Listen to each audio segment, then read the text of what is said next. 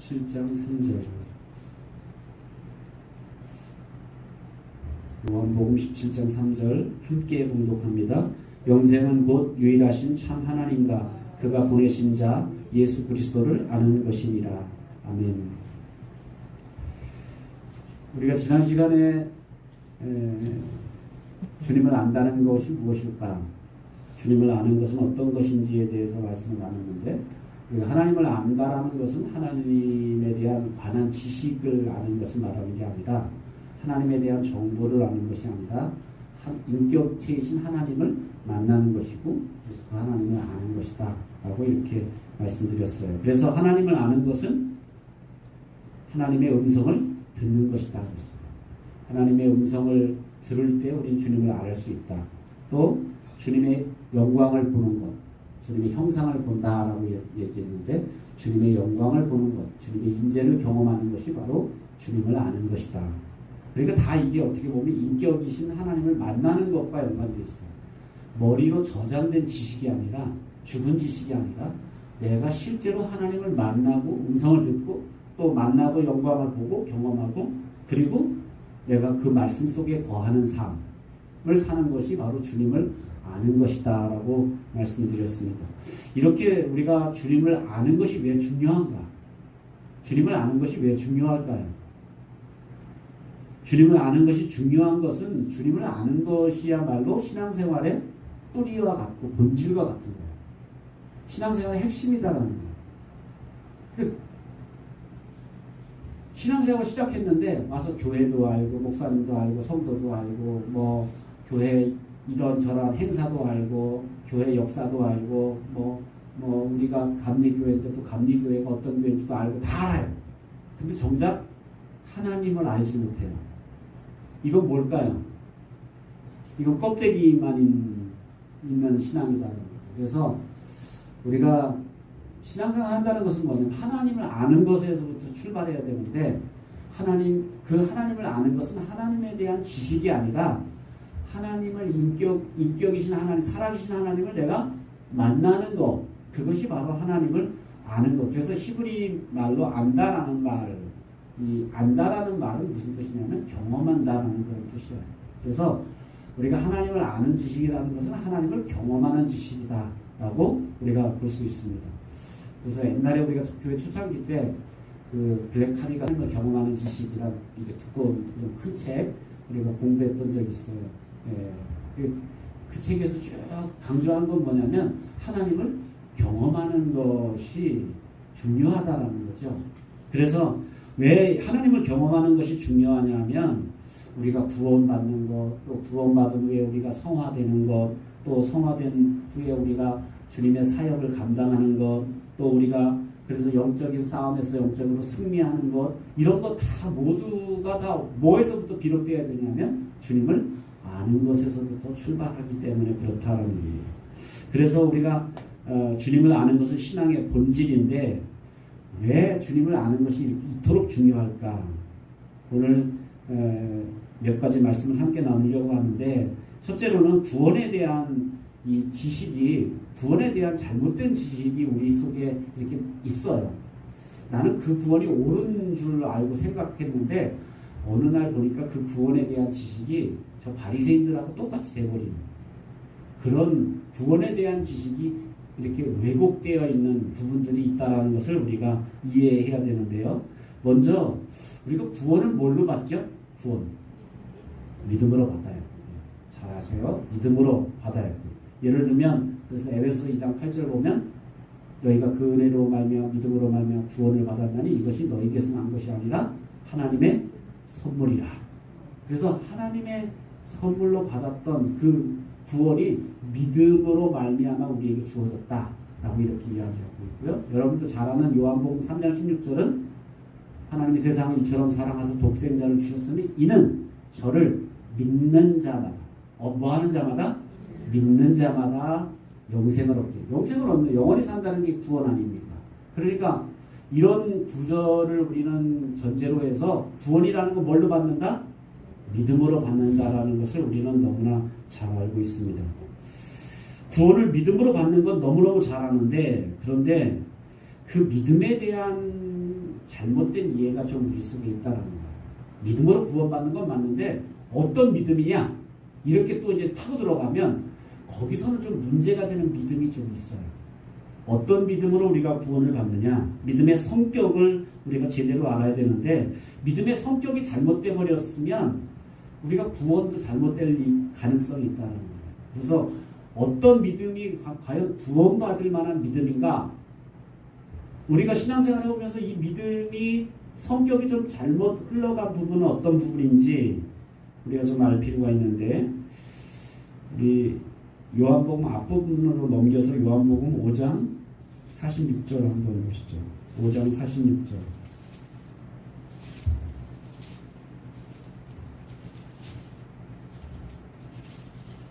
5장 46절 47절 말씀입니다. 같이 읽겠습니다. 시작. 모세를 믿었더라면 또 나를 믿었으리니 이는 그가 내게 대하여 기록하였습니다. 그러나 그의 글도 믿지 아니하거든 어찌 내 말을 믿겠느냐 하시니라. 여기 보시면 유대인들 중에 특별히 이제 이 예수님 말씀하신 대상은 바리새인들이었는데 바리새인들에게 뭐라고 말하냐면 이 모세가 상징하는 건 율법이에요. 율법. 오늘날로 말하면 성경 말씀이에요. 너희가 모세를 믿었더라면, 다른 말로 하면 율법을 믿었더라면, 다른 말로 하면 하나님 말씀을 믿었더라면 누굴 믿었으리라? 나 예수님을 믿었으리니 이는 그가 내게 대하여 기록하였습니다. 그러니까 모세가 기록된 구약 성경이 누구에 대해서? 예수님에 대해서 기록된 거기 때문에 그것 너희들이 제대로 믿었으면 나를 믿었을 거다. 그 얘기예요. 그러나 47절 보면 그러나 그의 글도 믿지 아니하거든. 그의 글, 모세의 글, 하나님 말씀도 너희가 믿지 아니하거든. 어찌 내 말, 예수님의 말씀을 믿겠느냐? 지금 바리새인들을 향해서 지금 하신 말씀이 너희가 뭘 또 안 믿었다? 모세의 말, 율법도 안 믿는 사람들이다. 이게 말이 됩니까? 바리새인들은 어떤 사람들이라 그랬어요?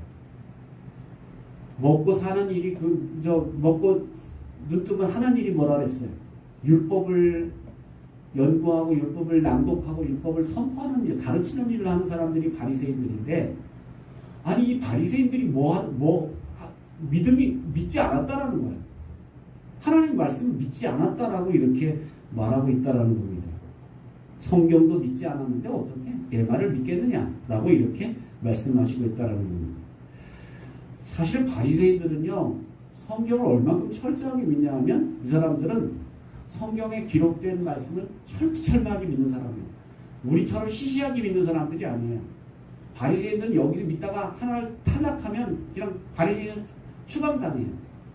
그러니까 그들은 율법을 철저히 믿고 율법을 철저히 따르는 사람들이었어요. 그런데 예수님의 판단은 뭐였어요?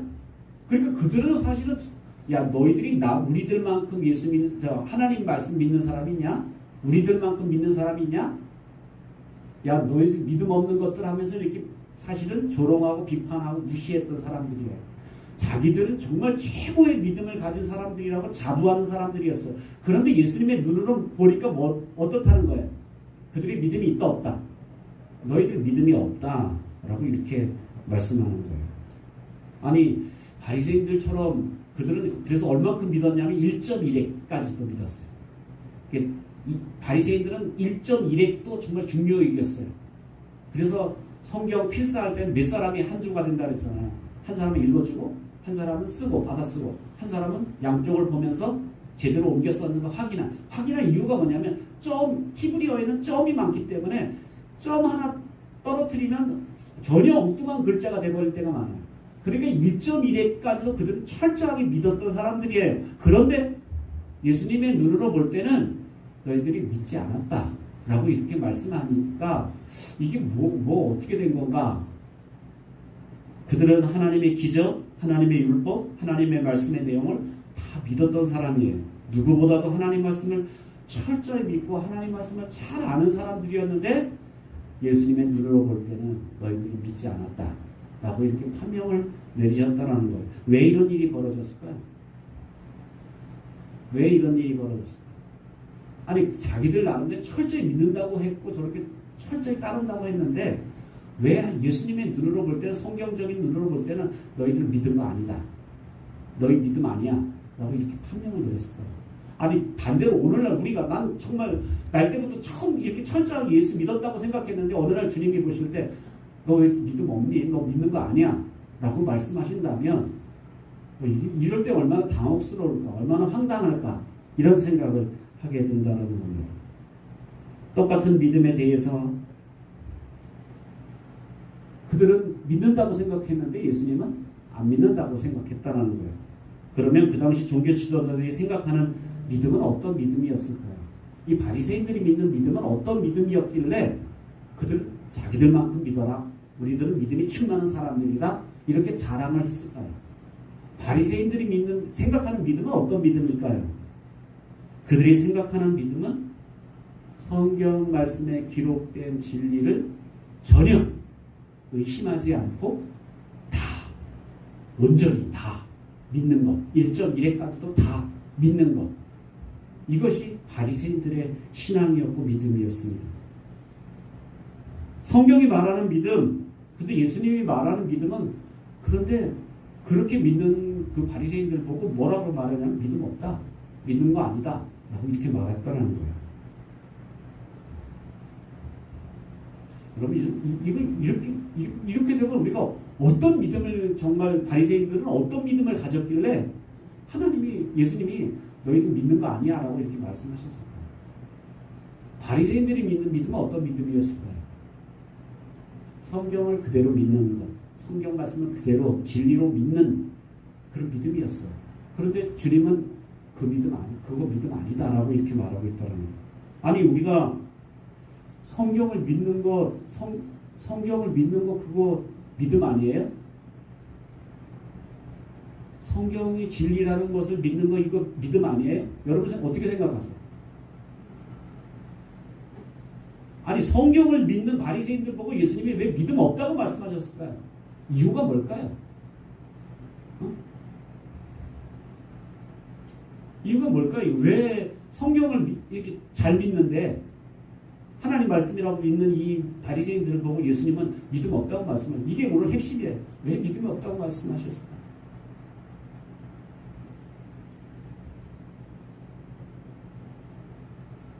성경이 말하는 믿음, 예수님이 말하는 믿음은 성경의 말씀을 교리로 믿는 믿음이 아니라 성경이 말씀하시는 하나님을 신뢰하는 것이 믿음이다. 뭔 차이예요? 차이가 뭐예요? 예수님이 말하는 믿음하고 바리새인들이 말하는 믿음하고 뭔 차이가 있어요, 여러분? 제가 금방 얘기했잖아요. 무슨 차이예요? 뭐 어떤 차이가 있어요? 바리새인들의 믿음은 뭐예요?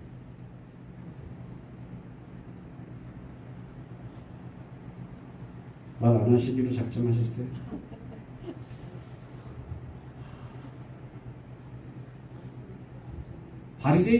바리새인들이 믿는 믿음은 성경 말씀의 지식을 믿는 거죠. 그죠? 그런데 예수님이 말하는 믿음은 뭐가 믿음이라는 거예요? 이 성경에서 말하는 누구를 믿어야 된다는 거예요? 살아계신 하나님을 신뢰하는 것이 그게 믿음이다라는 거예요. 그러니까 성경의 성경의 글을 믿는 게 믿음이 아니라 성경에서 말씀하시는 그 하나님을 내가 신뢰해요.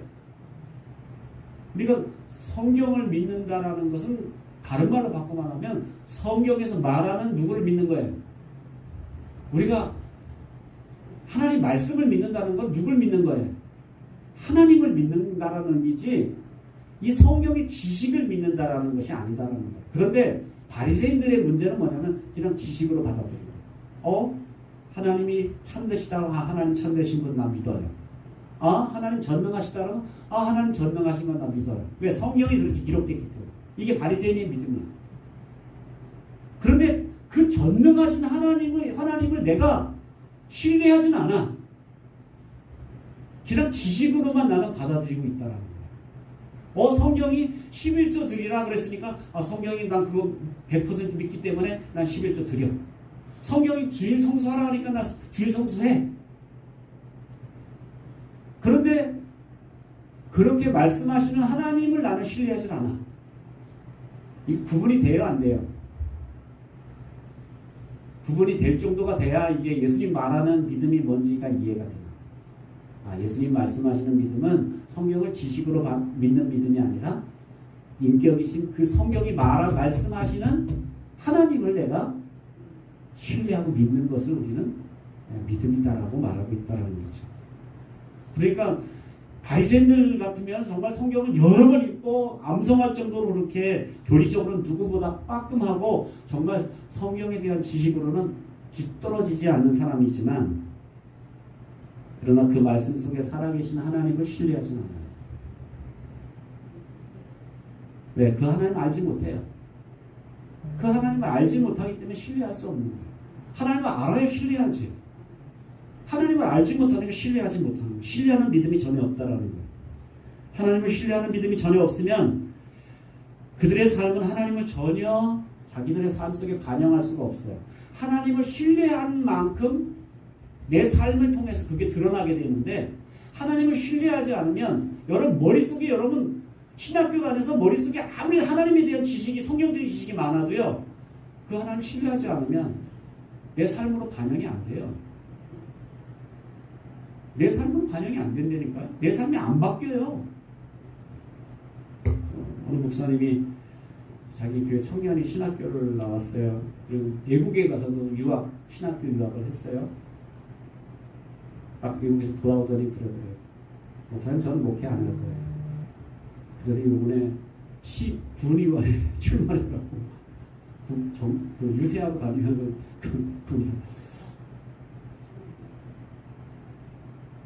그 지식으로 아무리 여기 성경에 대한 지식을 갖고 있어도요 그게 살아계신 하나님을 내가 인격적으로 만나지 않으면 내 삶에 전혀 반영이 안 되고 내 삶에 전혀 어떤 반향을 일으킬 수가 없다라는 겁니다. 그래서 그들은 외적으로 누구보다도 신앙의 모양을 갖추고 있었지만 그들의 내부에는 온갖 죄악, 온갖 더러움, 온갖 타락이 그들 가운데 가득했던 거예요. 그래서 예수님이 뭐라 그래요? 너희들을 해칠한 무덤과 같다. 겉은 정말 하얗게 해를 칠해놨는데 속은 시체가 썩어가는 무덤과 같이 그렇게 너희들이 창질로 썩어져 있다. 그렇게 너희들은 죄악으로 타락해 있다. 왜? 성경에 대한 아는 지식이 내 삶을 통해서 전혀 나타날 수가 없기 때문에. 왜? 하나님을 인격으로 만나야, 인격적으로 신뢰해야 내 삶이 바뀐다라는 거예요. 자, 아직까지도 이해가 안 되신 분이 여러 명 있어요.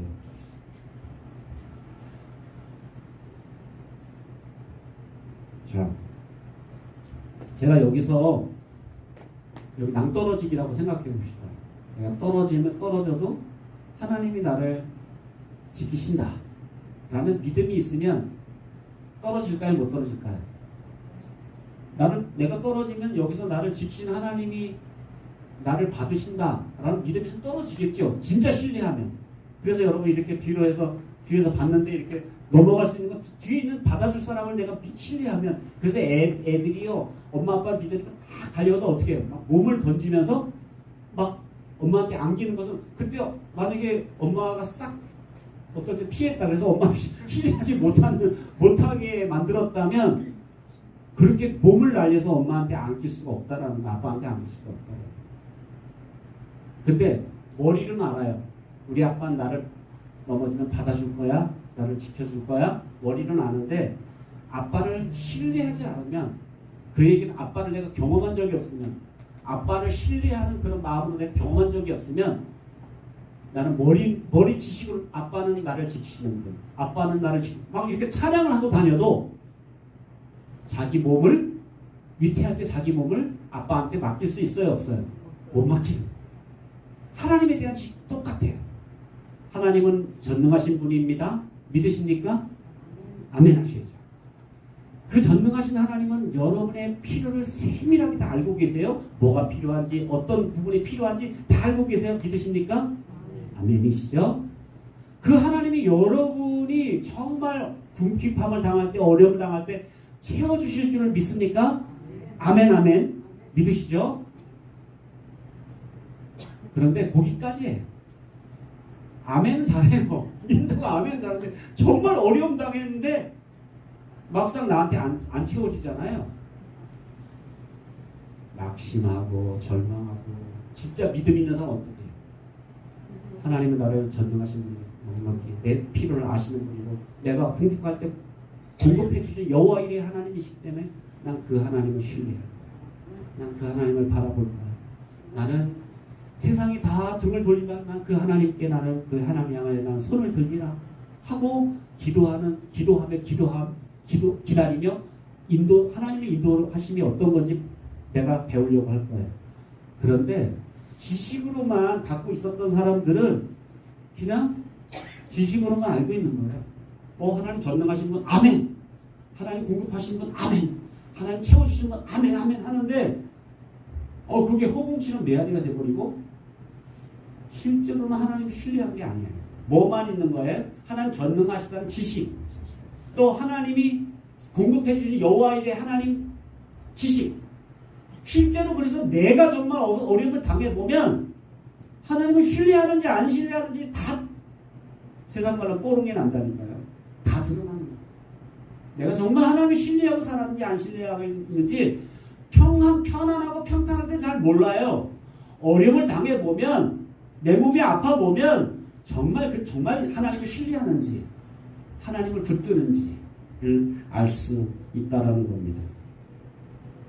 문제는 이렇게 다 믿는다고 말했던 사람들이 막상 자신에게 중대한 문제가 생기면 어떻게 할까요? 그 필요가 채워지지 않으면 모든 것이 거기에 달려있는 것처럼 생각하면서 하나님에 대해서 원망하고 실망하고 넋두리하고. 여러분 이런 하나님을 믿지만 여러분 생각해보세요. 하나님 난 전능하신 걸 믿어요. 우리가 한 달 남았다고 칩시다. 내 어떤 문제가 해결되어야 될 시한이 한 달이에요. 그럼 한 달 전쯤에는 이런 기도가 나와요. 하나님 전능하심을 믿습니다. 하나님 여호와 이레 공급하시는 하나님이시죠. 아브라함이 이삭을 드릴 때도 하나님이 그 순간에 양을 예비해서 이삭을 살리셨던 하나님, 여호와 이레 공급하시는 하나님, 그 하나님 내 필요에도 하나님 공급해 주실 믿습니다. 이렇게 기도했는데 10일이 지났어요. 아무런 일도 일어나지 않아. 그래도 하나님 채워주실 거야. 믿음이 조금씩 떨어지긴 하지만 그래도 믿습니다. 20일이 됐어요. 이제 29일이 됐어요. 한 20일쯤 되면요 이런 증상이 나타나요. 그래도 내가 해볼 걸 해봐야 되지 않겠나? 근데 수단과 방법을 이렇게 옆에다 갖다 이렇게 대기시켜놔요. 혹시 하나님이 여차하면 내 방법으로 이렇게 해보려고 내 방법을 다 갖다 진열해놔요. 29일쯤 됐어요. 내일이면 이제 이게 해결돼야 되는데 하나님은 아무런 반응이 없어요. 그럼 어떻게 하실까요? 내 수단과 방법을 그냥 꾸역꾸역 받아들여요. 그리고 속으로 그럼 그렇지 하나님이 쉽게 응답하시려고 이러면서. 근데 이렇게 우리가 반복적인 이런 삶을 우리는 살면서 우리는 뭐라고 말하냐면 난 믿었다라는 거야. 30년 난 그렇게 믿었다라는 거야. 난 그렇게 20년 믿어왔다라는 거야. 근데 믿은 게 뭐냐는 거야. 그러면서 하나님 앞에 오히려 따져요. 근데 그걸 예수님의 눈으로 볼 때 그건 믿은 거 아니다라고 이렇게 말씀하시죠. 그건 믿은 거 아니다. 하나님을 신뢰하는 거. 아이가 아빠를 신뢰하듯 그렇게 하나님을 신뢰하는 거. 성경이 그렇게 말씀하셨으면 그게 지식으로만 남아있지 않고 정말 내 마음속에서 그분을 강렬하게 신뢰하는 것. 생각해보세요. 그분이 나의 생명을 지키시는 분이라고 믿는다면 죽는 게 그렇게 두렵지 않을 수 있어요. 왜? 생명을 지키는 분이 하나님 손에 달려있는데 내가 그분께 내가 내 인생을 딱 맡겼다면, 내 생명을 딱 맡겼다면 살고 죽는 것 때문에 내가 두려워할 필요가 없다. 죽을까 봐 두려워. 뭐 할까 봐 겁나. 이럴 필요가 없다는 거예요. 근데 그분을 사실은 성경에 대한 생명을 지키시는 하나님에 대한 지식은 있지만, 지식에 대한 믿음은 있지만 실제적으로 그 하나님을 나는 신뢰하지 못하기 때문에 여전히 두려워하고 여전히 믿음 없는 삶을 살아간다는 거죠. 그래서 진짜 믿음이란 구원받을 만한 믿음이란 건 뭐냐면 하나님을 신뢰하는 믿음. 하나님을 신뢰하는 믿음. 인격이신 살아계신 그 하나님을 내가 신뢰하는 믿음을 우리는 가져요. 그냥 지식적인 믿음이 아니라 성경 지식을 아는 믿음이 아니라 신뢰하는 믿음을 가져요. 두 번째로는 우리 요한복음 3장 5절 말씀 찾아보겠습니다.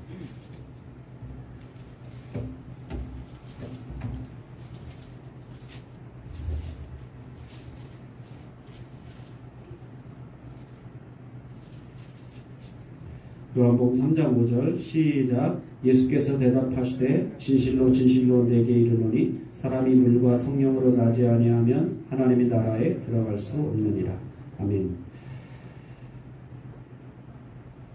우리가 잘 아는 또 한 가지는 뭐냐면 우리가 구원을 뭘로 받는다고요? 믿음으로 받아. 근데 그 믿음은 어떤 믿음이라 그랬어요? 성경을 잘 아는 지식적인 믿음이 아니라 하나님을 정말 신뢰하는 믿음. 하나님을 신뢰하는 믿음이라 그랬어요. 동시에 그 믿음조차도 사실은 은혜로 주어진다 그랬어요.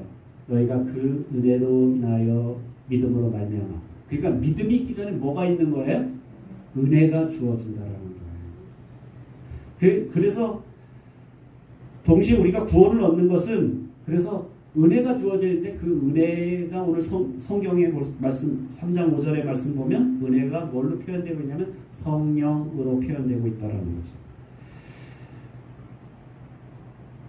사람이 물과 성령으로 나지 아니하면 거듭나지 아니하면 하나님 나라에 들어갈 수 없다. 하나님 나라 들어가는 조건이 뭐예요?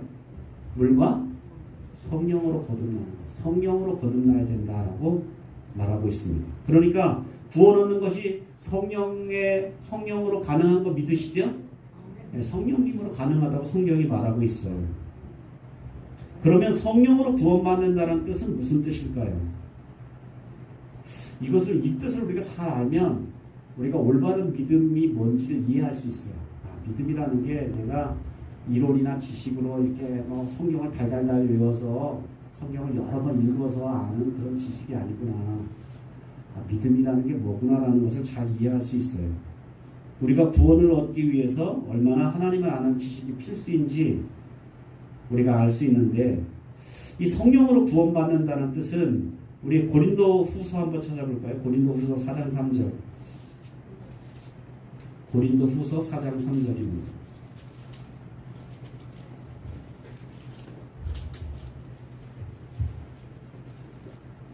고린도 후서 4장 3절 시작. 만일 우리의 복음이 가리었으면 망하는 자들에게 가리어진 것이라.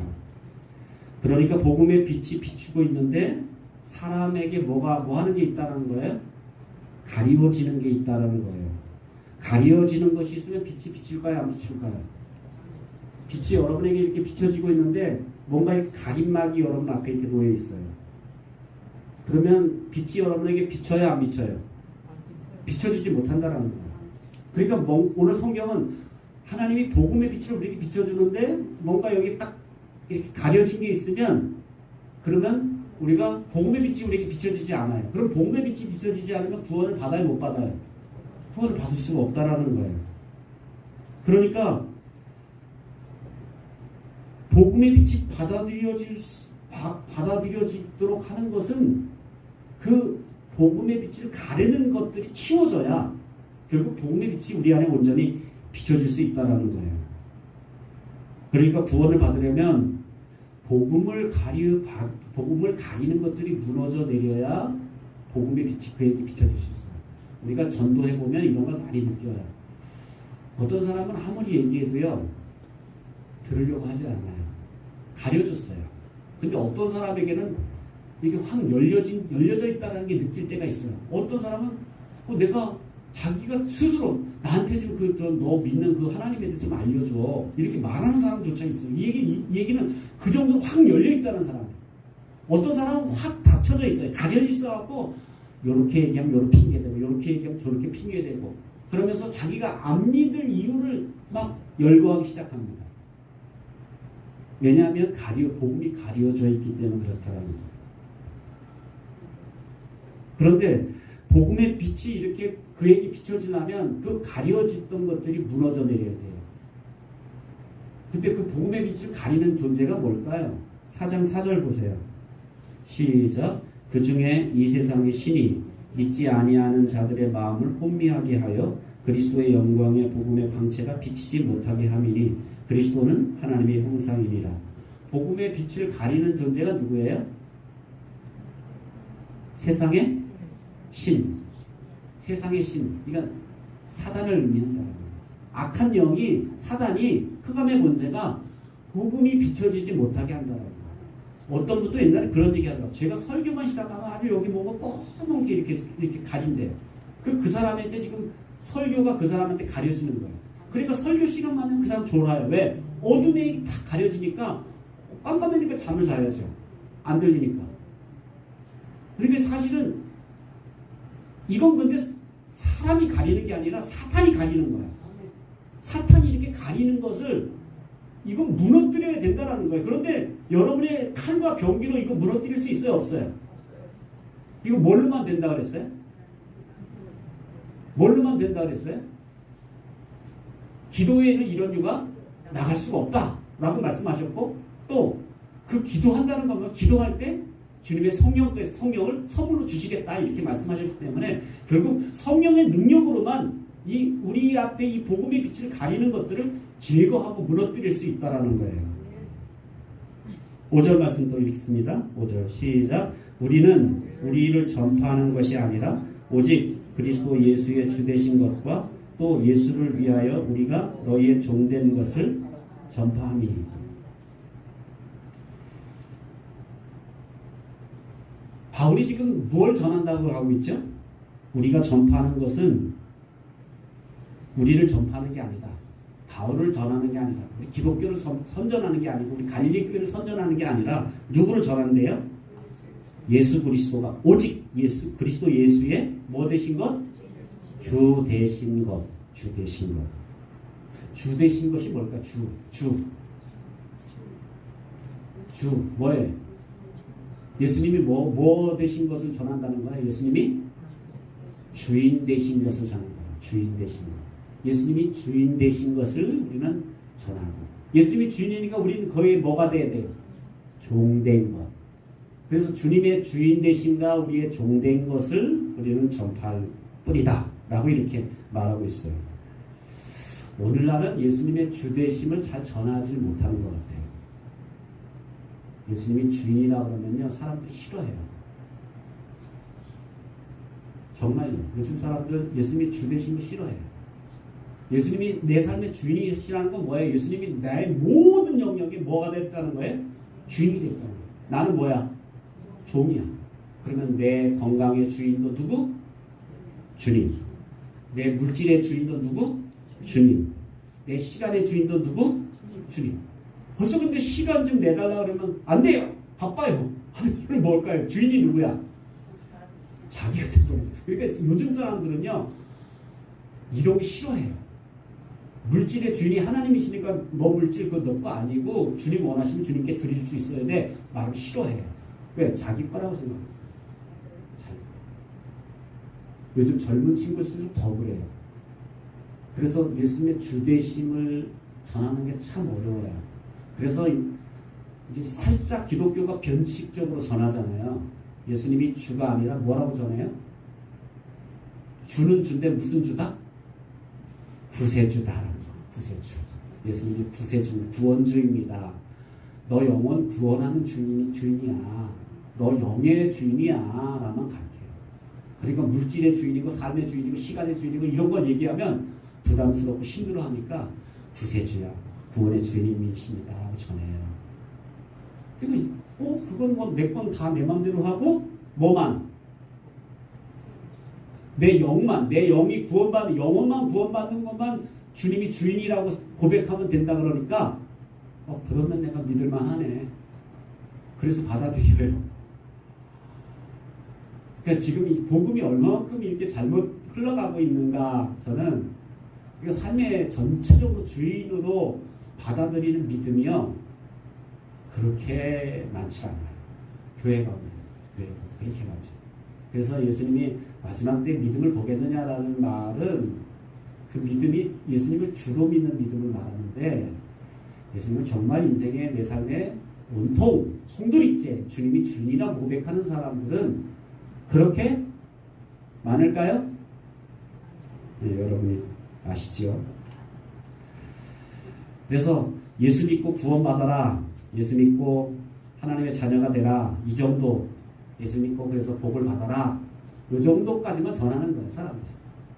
예수님이 인생의 주인이십니다. 그래서 제가 제자 대학 할 때도 제일 힘든 게 예수님의 주도권을 인정하는 것, 주인 되심을 인정하는 것, 로드십을 인정하는 게 제자 훈련의 핵심인데, 이거 되면 다 끝나는 거야. 예수님의 주되심만 인정할 수 있으면 다른 거 별로 훈련할 필요가 없는데, 근데 주되심이 잘 안 돼요. 제가 해보면 100명 가르쳐도 1명 나올까 말까. 주되심을, 정말 주되심을 인정하는 거. 내 시간의 주인이고 주님 내 뜻대로, 내 물질의 주인 주님 뜻대로, 이렇게 주되심을 인정하는 사람은요 정말 만나기가 쉽지 않은 거예요. 그러니까 생각해보면 삶의 주인이 주님이시다는 걸 인정하지 않으니까 삶이 변화될까 안 변화될까? 정말 안 변화되는 게 그런 이유가 보이는 거예요. 안 변화되는 게 당연해요. 삶의 주인이 아닌데 다 내가 주인이고 단지 영적으로 구원받는 것만 주인이라고 인정하니까 너무 부분적인, 우리는 부분적으로 그렇게 예수를 믿기 때문에 어떻게 보면 우리 삶이 잘 안 바뀌는 그런 것들이 당연한지 몰라요. 그래서 주님을 알게 하는 것, 주님의 영광의 빛을 보게 하는 것이 누구의 역할이냐 하면 바로 성령님이시죠. 예수님을 이제 교회를 다니기 시작하면서 그것을, 너 인생의 주인이 너가 아니야, 성경을 읽으면서 깨닫게 하시는 분이 누구냐 하면 성령님이세요. 성령님이 우리에게 감화 감동을 시켜야 돼요. 제가 지난번에 얘기했잖아요. 성경을 지식적으로 읽을 때 안 믿어졌던 게 많은데, 성령이 감화 감동하면 성경이 믿어지기 시작하고요. 그 다음에 성령께서 말씀을 읽으면서 깨달음을 주면서 이거 내 건 줄 알았는데, 자식 내 건 줄 알았는데 주님 거구나. 이 물질 내 건 줄 알았는데 주님 거구나. 내 인생의 계획이 이거 내 계획인 줄 알았는데 주님의 계획이구나. 이렇게 깨달음이, 성령이 깨달음을 부어주시는 분량만큼 우리가 이 삶의 영역의 주인으로 예수님을 넓혀가게 된다라는 사실입니다. 그렇기 때문에 성령님 없으면 구원받을 수 없다라는 거예요. 하늘나라 못 들어간다는 거예요. 성령님이 필요하다.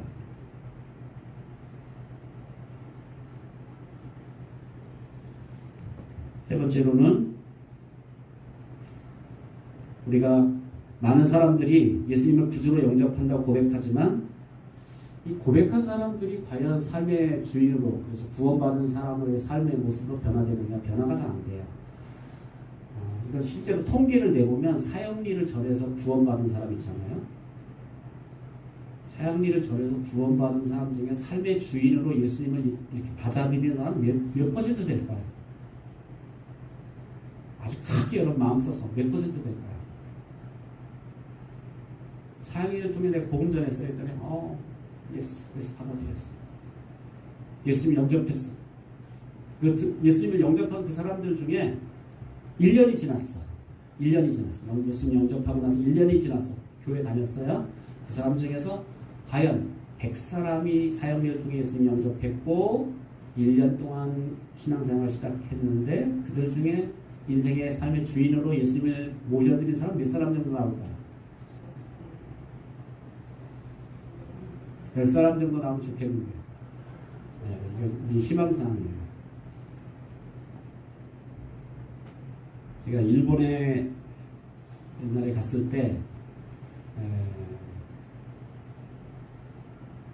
전도지를 만장을 뿌리면서 예수님 교회 나오세요, 교회 몇 시까지 오세요, 다 하이 하면서 다 웃으면서 대답을 했는데 몇 사람 왔을까요? 한 명도 안 왔어요.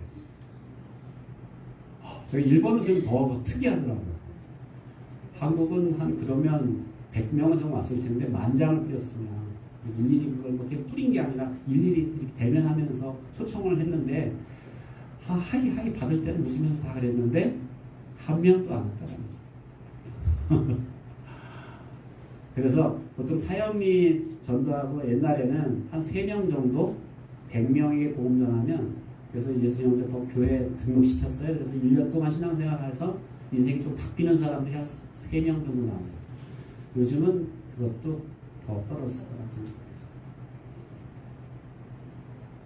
그러니까 제대로 예수님을 만나고 예수님을 만난다는 게, 인격적으로 만난다는 게, 이게 점점 시간이 가면 갈수록 저는 그게 느껴져요. 점점 이게 좀 이게 말씀의 파급력이 이렇게 파고 들어가서 못한다라는 게 저는 이제 느껴져요. 그래서 우리가 예수님을 믿는다는 게 정말 제대로 믿는 것이 굉장히 중요한데, 그 차이가 뭐냐면 그냥 정보를 지식을 받아들이는 사람하고 계시, 성령을 통해서 계시의 영이 임하는 것하고 차이가 있다는 거예요. 아까 제가 앞에서 설명한 대로 성령님께서 그 사람을 역사해 주시고 만져주실 때, 감동해 주실 때, 그럴 때 변화가 일어날 수 있는데, 보통 우리 정보만 전해요. 사역이라는 게 정보잖아요. 예, 하나님 당신을 사랑하시고요, 당신을 위한 놀라운 계획을 갖고 계세요. 그럼 또 두 번째, 그런데 사람은 죄를 지어 하나님의 그 영광에 이룰 수 없게 됐어요. 세 번째, 예수님이 당신을 위해 오셨고요, 십자가에 달려 죽으심으로 사람과 하나님 사이에 다리를 놓아주셨어요. 이제 예수님을 당신 마음속에 모셔드리기만 하면 당신은 구원을 받아요. 정보잖아요. 지식이잖아요. 이 정보나 지식, 우리가 보통 영어로 인포메이션이 들어가면, 정보로 들어가면, 그 정보는 여러분 여기 정보가 많이 있으면 여러분 인생이 막 바뀌어요? 안 바뀌어요. 내가 대학 가서 대단한 걸 배우고 석사가 되고 박사가 돼도요, 삶이 안 바뀌어요. 부인에게 못되게 했던 사람은 여전히 박사가 돼도 못되게 해요. 왜냐하면 지식이 들어갔는데 사람이 안 바뀌거든요. 인포메이션은 사람을 바꿀 수 있는 능력이 없어요. 그런데 뭐가 사람을 바꾸게 하냐면 계시예요. 계시.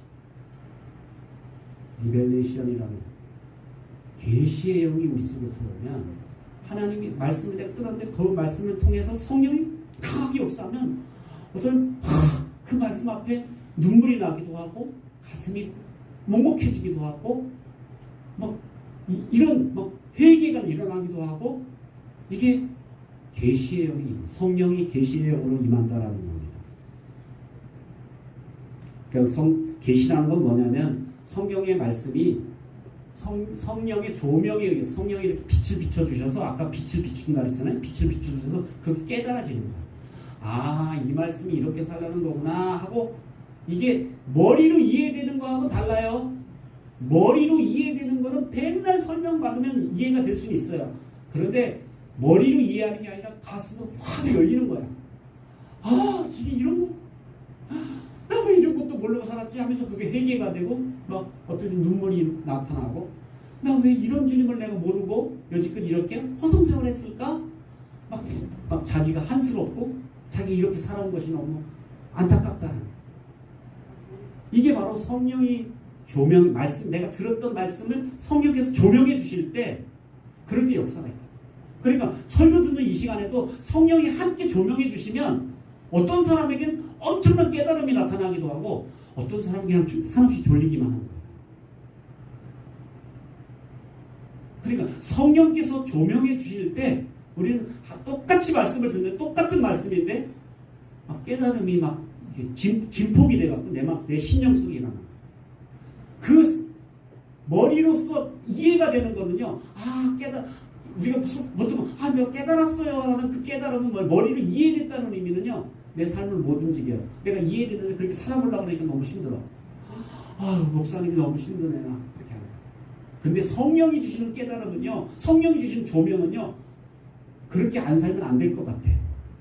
내가 지금이라도 하나님 앞에서 무릎 꿇어야 될 것 같아. 회개해야 될 것 같아. 회개하지 않는데 벼락이 내릴 것 같아. 이런 강한 내 마음이 오니까 결국 그 깨달음 때문에 주는 거예요. 처음에 그렇게 아까웠던 것들이 성령께서 그런 깨달음을 통해서 주라고 그랬는데, 내가 이 성령의 뜻을 거역하면 내가 죽을 것 같아. 그래서 주는 거예요. 이런 강력한 은혜가 우리 가운데 있다는 거예요. 이게 바로 성령의 깨달음이에요. 그래서 머리로 백날 이해돼서 그 사람은 삶이 안 움직여요. 삶 움직일 힘이 없어요. 그래서 그렇게 말씀대로 목사님 가르친 대로 좀 살아보려고 하니까 너무 힘들어요. 안 돼요. 그러니까 그냥 지치고 피곤한 거예요. 그런데 성령이 깨닫게 해주시면, 그러니까 제가 가만히 보면 신앙생활도 이렇게 뭐 뜨뜻미지근하게 하던 사람도 어느 날 성령께서 이렇게 부어주시면, 그래서 옛날에 우리 교회 다닐 때 신앙생활 변변치 않게 이렇게 하던 사람이 어떻게 돌고 돌다가 어떻게 어느 날 보니까 막 펄펄 뛰고 다녀. 언제 그렇게 바뀌었어요? 내가 물어보면 어느 날 성령 받은 거예요. 성령이 자기 속에 그 강한 계시의 영을 부어주시는 거예요. 그 계시의 영이 임하면 정말 내가 그렇게 안 살면 안 될 것 같은 마음이 들어요. 이걸 우리가 기름 부으심이라, 성령의 기름 부으심, 계시의 영이 임했다.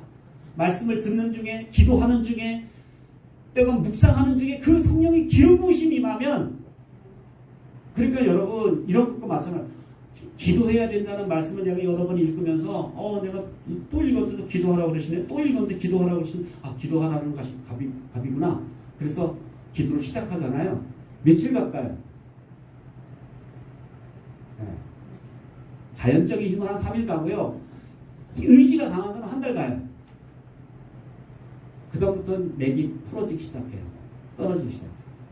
그런데 성령의 강권적인 기름 부심으로 되어지는 거는요, 차원이 좀 달라요. 그렇다고 인간적으로 하려고 하면 자꾸 난 하기 싫은데 가서 그냥 시간 때우는 식으로 하다 보니까 그건 은혜도 안 되고 정말 힘들어요. 이게 지식 정보예요. 정보에 의해서 내가 바꿔야 되겠다, 변화돼야 되겠다, 내가 이렇게 살면 안 되겠다. 근데 대부분 성도들이 설교를 듣는데 정보, 지식으로 그렇게 받아들이다 보니까 설교 말씀대로, 성경 말씀대로 살 수 있어요, 없어요? 못 사는 거야. 힘든 거야. 그러면 그 말씀을 들을 때 성령이 임하시든지 그 말씀을 붙잡고 성령이 기름 부어달라고, 그렇지 않으면 난 살 수 없다고, 은혜 아니면 내가 안 된다고, 그렇게 주님 앞에 우리가 성령을 사모하지 않으면 그렇게 살 힘이 우리가 도저히 없어요. 성경 공부 저도 해봤잖아요. 시켜봤잖아요. 성경 맨날 정보를 바꿔놔도요, 정말 성령이 강권적인 역사가 없으면 은혜 아니면 안 된다고. 그러니까 정말 은혜 주셔야 된다고. 내 목숨 걸고 정말 은혜를 사모한다고. 이렇게 하나님의 은혜를 사모하고 하나님 앞에 나가지 않으면 정보가 사람을 얼마 못 가게, 얼마 못 가면 미천 떨어져요. 힘 떨어져요. 이런 일들을 반복해서 목회자인 저도 수십 년을 지금 이렇게 하다 보면, 그러니까 정보와 지식을 가지고도 이 정도 여러분 이렇게 신앙생활을 지속할 수 있는 것은 큰 힘이에요. 근데 이건 너무 힘들잖아. 이렇게 사는 건, 이렇게 신앙생활하는 건 너무 힘들잖아. 성령의 능력이 좀 기름 부어져야, 성령의 능력으로 해야 우리가 기쁨도 있고 지치지도 않고 하면 할수록 넘쳐나는 그런 능력이 우리 속에 나타날 수 있다는 사실입니다. 지식은 이성에 속하는 것이에요. 계시는 이성을 취하기는 하지만 이건 영으로부터 오는 거예요. 그래서 지난번에 말씀드렸던 영적인 능력은 우리의 영을 통해서 들어오기 때문에 이성만 가지고는 우리 인생이 변화될 수 없다는 거예요. 성령께서 계시해 주셔서 여러분이 성경 말씀을 읽을 때 그것이 계시가 돼서 여러분 눈을 열어주고 여러분이 깨닫게 되고 여러분의 마음을 움직여서 그렇게 안 살면 안 될 것 같은 그런 엄청난 위력, 엄청난 힘이 여러분의 힘이 아니라 이건 하나님의 힘이 그렇게 임했기 때문에 우리는 고백 속에서 뭐라고 고백하냐면 은혜로 내가 그렇게 살았습니다. 내 힘으로 사는 게 아니라 은혜로 그렇게 살 수밖에 없었습니다라고 고백하는 이유는 정말요, 이건 은혜 아니면 그렇게 할 수 없다는 거예요. 근데 우리는 내가 노력해놓고도 은혜 그냥 이건 립서비스예요. 립서비스. 그래서 내 힘으로 죽도록 고생했으면서도 다 은혜지요. 은혜로 했지요. 근데 실상은 은혜가 아닌 경우가 많아요. 분별을. 여러분이 분별이 될 거예요. 그래서 정말 은혜가 됐다라는 것은 이건 내 힘으로 그렇게 할 수 없었는데 나는 오직 성령의 능력만 의존하고 그분께 내 몸을 나는 맡겼고 던졌고 그래서 그분이 하셨다라고 나는 고백할 수밖에 없는 그런 삶으로 우리가 하나님을 믿고 신뢰하고 의지해야 될 줄로 믿습니다. 오늘 저는 지식이 하나님 아는 지식이 중요하다. 하나님 아는 것이 중요하다. 왜 중요하다 그랬어요? 이 구원에 대한 것부터 시작해서 이게 하나님을 그냥 이론적 교리적으로 아는 지식적인 믿음이 아니라 정말 하나님을 인격적으로 신뢰하는 그런 믿음을 우리가 회복해야 되겠고, 우리가 교리적인 믿음으로 사는 게 아니라 여러분의 영적인 눈이 열려지고 또 성령이 여러분 속에 임하시고 계시의 영이 임하고, 그래서 여러분 속에 성령이 깨닫게 해주시고 감동을 주시고 정말 성령의 능력, 그 불가항력적인 그분의 능력이 나를 막 밀어가실 때, 나의 뒤에 힘이 되어 주실 때 우리는 하나님 말씀대로 살아갈 수 있는 능력과 힘을 공급받게 될 줄로 믿습니다. 이런 은혜를 사모하십시다. 아멘. 우리가 이제 얼마 더 살지 모르겠는데 50년 안에 50년까지 우리가 산다고 치면 우리가 얼마큼 살더라도 제대로 된 믿음을 좀 갖기 위해서는 여러분 노력으로 이렇게 신앙생활 하려고 하지 마시고, 내가 지금까지 노력으로 이렇게 와왔다면 이제는 성령의 힘을 좀 달라고, 내 힘 말고 이제 주님의 힘을 좀 부어달라고 이렇게 간구하고 기도하고, 이렇게 성령의 능력으로 기름 부어지는 여러분 되시기를 주님의 이름으로 축원합니다. 기도하겠습니다. 좋으신 하나님 은혜를 감사드립니다. 이 밤에도 하나님 우리를 부르셔서 하나님을 아는 지식이 어떤 것인지, 그것이 왜 중요한지 깨닫게 해주신 것 감사합니다. 하나님, 참으로 우리가 하나님을 교리적으로 또 단편적인 구세주로 그렇게 믿는 믿음이 아니라 하나님을 내 삶의 주인이시고 내 삶을 송두리째 드려도 아깝지 않은 그런 분으로, 그런 하나님으로 우리가 받아들이고 신뢰하고 그분을 인정하고 그분을 기다릴 수 있는 그런 신뢰하는 믿음을 우리에게 허락해 주시고, 하나님 우리의 힘과 우리의 노력으로는 안 되오니 성령께서 계시의 영을 부어주시고 각 사람 가운데 기름 부어주시옵소서. 주께서 함께해 주실 것을 믿사옵고 예수님의 이름으로 기도하옵나이다. 아멘. 이제는 우리를 죄악에서 구원해 주신 예수 그리스도의 무한하신 은혜와 하나님 우리 아버지의 그 크신 사랑하심과 성령님의 감화 감동 역선해 주 교통하심이 오늘 주의 말씀을 듣고 깨닫는 모든 성도들 머리머리 위에 이제부터 영원토록 함께 계시기를 간절히 축원하옵나이다. 아멘. 감사합니다. 예배를 마쳤습니다.